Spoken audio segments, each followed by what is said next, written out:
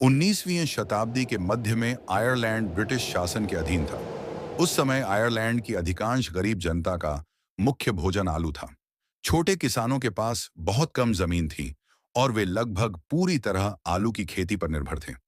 अकाल की शुरुआत 1845 में आयरलैंड में एक भयानक बीमारी फैली जिसे पोटैटो ब्लाइट कहा जाता है। यह रोग एक फफूंद फिटोफ्थोरा इन्फेस्टांस के कारण होता है। आलू की फसल खेतों में ही सड़ने लगी।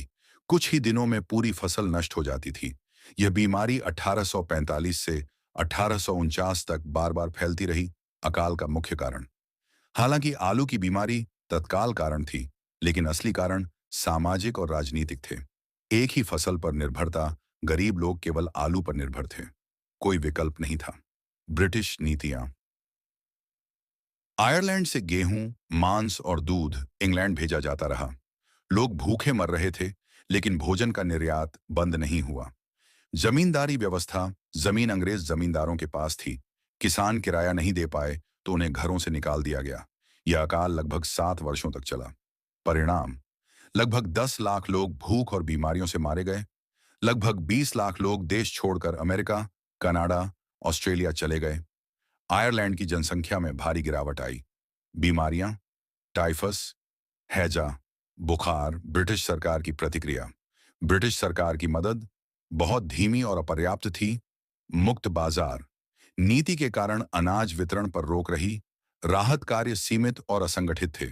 इसलिए आयरिश लोग मानते हैं कि यह केवल प्राकृतिक आपदा नहीं, बल्कि मैन मेड डिजास्टर थी। सामाजिक और राजनीतिक प्रभाव, इस अकाल के दूरगामी प्रभाव पड़े। ब्रिटिश शासन के प्रति गहरा आक्रोश, आयरिश राष्ट्रवाद को बल मिला। स्वतंत्रता आंदोलन तेज हुआ। आगे चलकर 1922 में आयरलैंड का विभाजन हुआ। इतिहास में महत्व, आयरिश अकाल को आज भी याद किया जाता है, क्योंकि यह औपनिवेशिक शोषण का उदाहरण है। सरकार की असंवेदनशीलता से आपदा कैसे बढ़ती है, यह दिखाता है। जनसंख्या, संस्कृति और राजनीति पर इसका गहरा प्रभाव पड़ा।